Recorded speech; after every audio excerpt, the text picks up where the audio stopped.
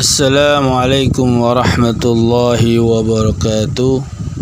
Alhamdulillah ala ni'matil Islam wa kafa biha bin ni'mah. Assalatu wassalam asrafil anbiya'i wal mursalin wa ala alihi wa sahbihi wa sallim ajma'in. Amma ba'd.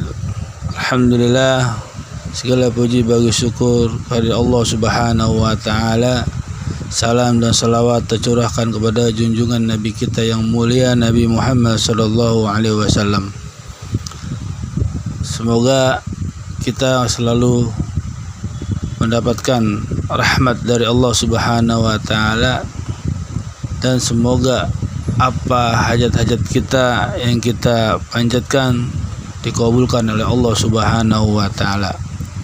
Hari ini kita akan membahas tentang bagaimana si pasien itu atau klien itu setelah diruqyah oleh kita atau tim ruqyah, apa yang harus dilakukan. Pertama, yang harus dilakukan oleh pasien atau klien setelah diruqyah yaitu mengerjakan PR yang kita sampaikan atau yang kita tunjukkan kepada pasien itu. Pertama, dia menyiramkan air ruqyah ke tempat atau ke titik buhul sihir atau gangguan gaib yang sudah terdeteksi oleh tim ruqyah Mujahidin Ruqyah Al-Fatih. Nah, itu disiram tuh. Nah, yang disiram diajanin selama 11 hari. Nah, nanti ke-12-nya tim Ruqyah Mujahidin Ruqyah Al-Fatih akan mengecek kembali Anda atau datang ke majelis kami untuk dideteksi kembali apakah sudah benar-benar bersih. Kalau untuk yang jauh bisa melalui telepon atau video call.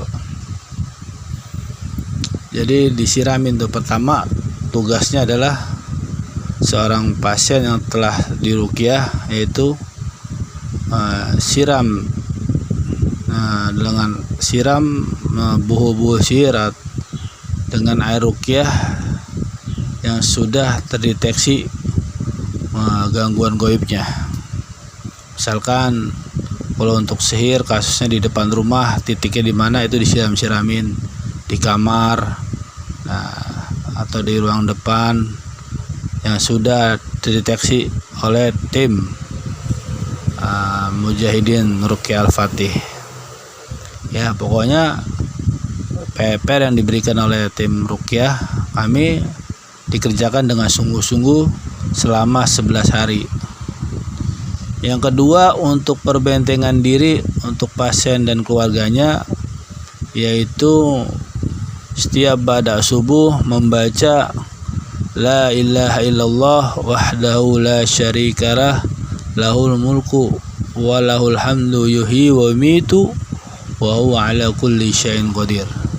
Dibaca 100 kali setiap ba'da subuh. Yang kedua, membaca Al-Falaq Anas dan surat Yasin ayat 9 masing-masing, bisa 3 kali, bisa 7 kali. Lalu ditiupkan ke telapak tangannya, diusapkan dari muka sampai ke badan dengan niat memohon perlindungan pada Allah dari gangguan jin atau sihir atau kejahatan manusia. Bisa dipahami itu, lakukan itu pagi sore untuk Al-Falaq Anas dan surat Yasin ayat 9. Pagi sore selama 11 hari. Ya, selama 11 hari. Tadi pertama apa tadi? Menyiramkan air ruqyah ke tempat buhul-buhul sihir atau ke titik gangguan gaib yang sudah terdeteksi. Yang kedua, membaca La ilaha illallah wahdahu la syarikalah lahul mulku alhamdulillah ala kulli syai'in qadir setiap habis ba'da subuh, dan membaca Al-Falaq, An-Nas dan surat Yasin ayat 9 masing-masing dibaca 3 kali atau 7 kali, ditiupkan ke telapak tangannya, lalu diusapkan kepala sampai ke badan dengan niat memohon perlindungan kepada Allah dari gangguan jin atau sihir atau gangguan manusia. Itu dibaca pagi sore. Bisa dipahami itu ya. Nah, selanjutnya itu Anda ruqyah mandiri, ya kan? Siapkan kantong plastik, ya kan? Kresek.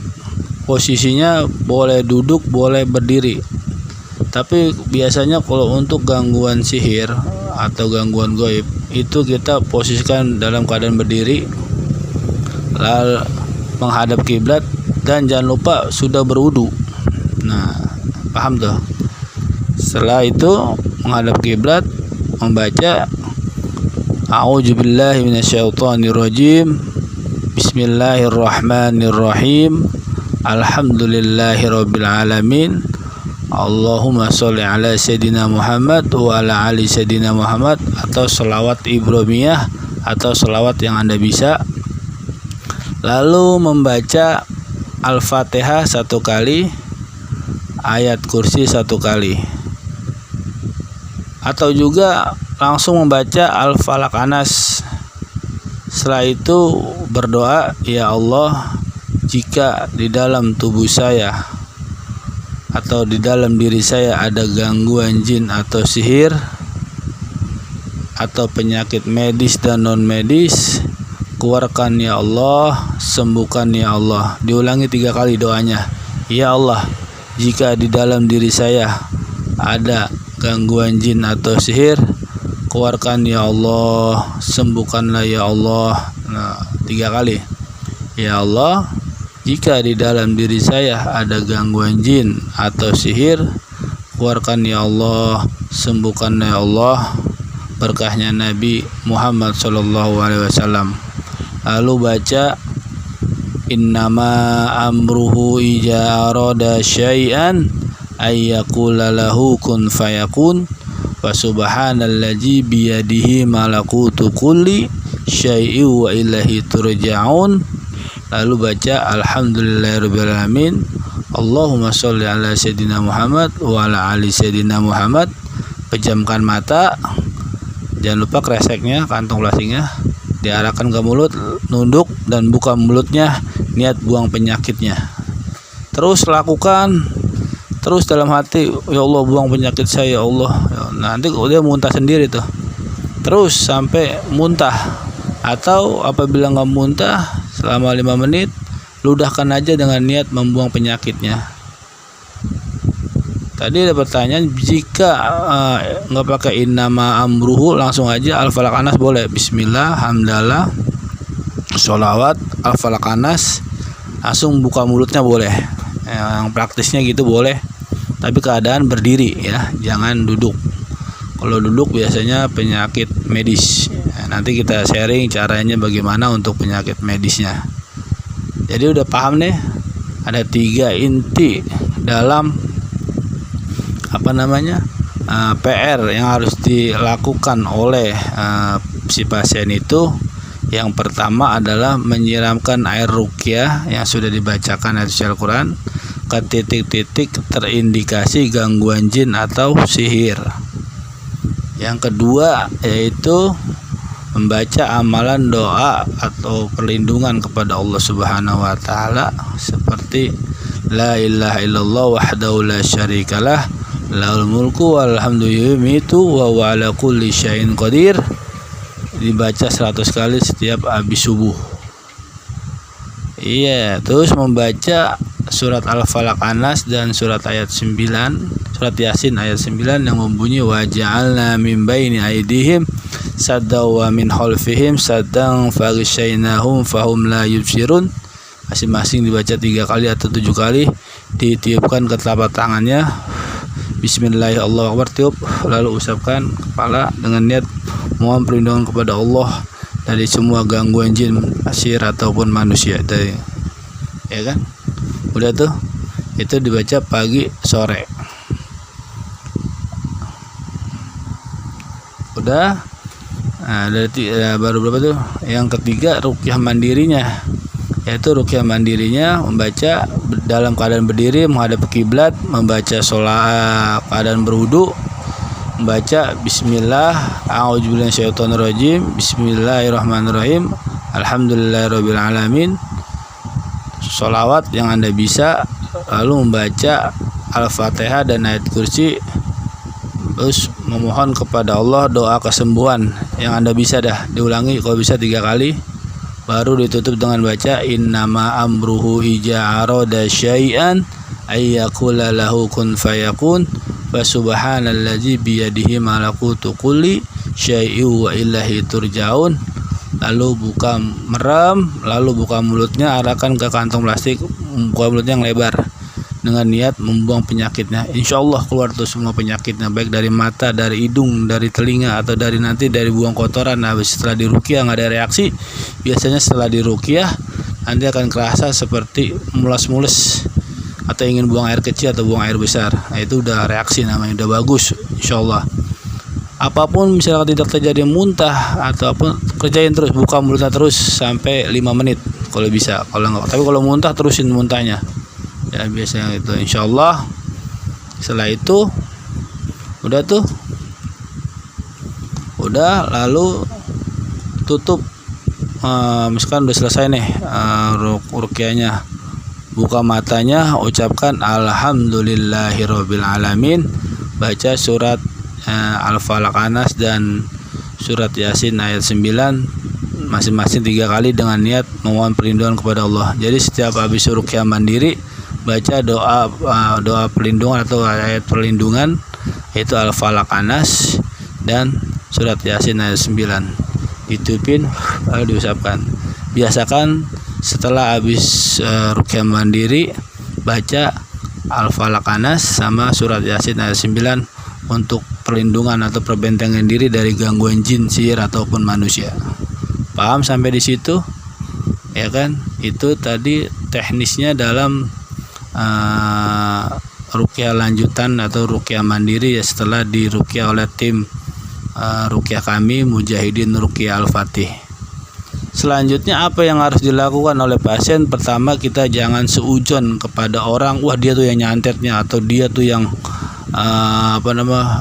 sihir gua tuh, dia ngerjain gua tuh. Jangan. Serahin semua itu kepada Allah Subhanahu wa taala. Yang kedua yaitu harus menghindari sifat 4 ini, yaitu marah, sedih, takut, ghaflah. Ghaflah tuh lalai. Artinya lalai, dia tidak mengerjakan perintah-perintah Allah, terutama sholat. Nah, itu harus dikerjakan dengan sungguh-sungguh. Jangan marah, jangan mudah marah, tahan marah-marah.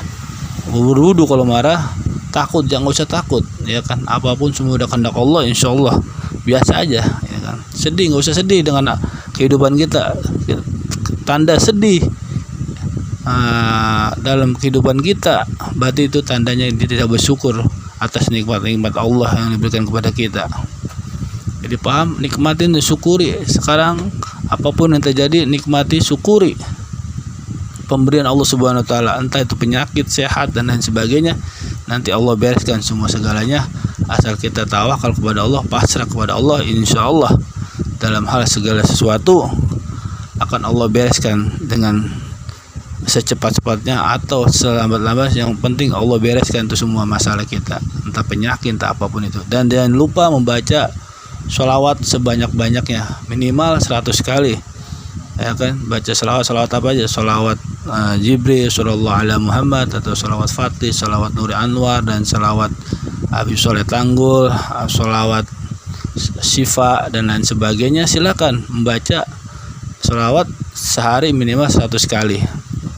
Dan jangan lupa sedekah, sering sedekah, minimal 1000 tiap hari kepada orang-orang yang butuh, atau ke masjid. Kalau minimal sedekah sehari 1000, dan memaafkan orang-orang yang menzolimi kita, dan kita meminta maaf kalau bisa kepada orang-orang yang pernah kita zolimi. Kalau enggak, Ya minta mohon perlindungan kepada Allah, sering-sering mohon ampun, istighfar kepada Allah Subhanahu wa taala. Niatkan hidup bahwa kita akan berubah dari segala perbuatan yang tercela. Kita mulai hari ini, ya Allah, hari ini saya bertobat kepada Engkau dan seterusnya saya memohon ampunan-Mu, dan gerakanlah hati ini, badan ini untuk selalu ingat dan mengerjakan amal-amal soleh, beribadah kepada Engkau ya Allah, begitu. Dan usaha untuk selalu beribadah, tingkatkan ibadah, insya Allah Allah akan berikan rahmatnya kepada kita dan Allah berikan kesembuhan atas penyakit yang kita derita. Itulah prinsipnya dalam ruqyah. Dan di sini kita tidak memakai khodam-khodaman, murni dengan meminta kepada Allah Subhanahu wa taala dengan barokahnya ayat suci Al-Qur'an dan sholawat.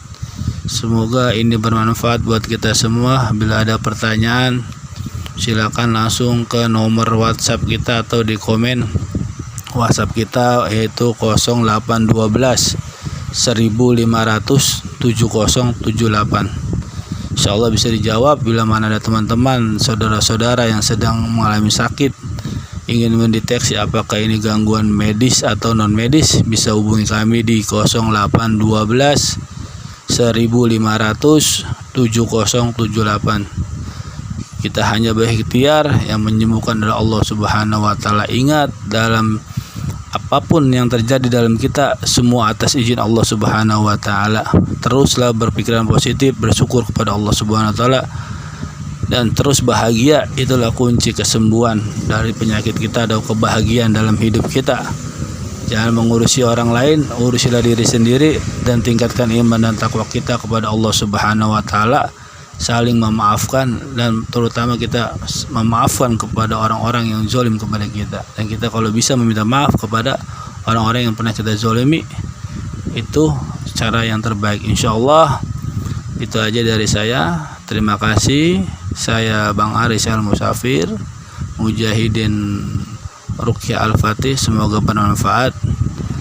Assalamualaikum warahmatullahi wabarakatuh.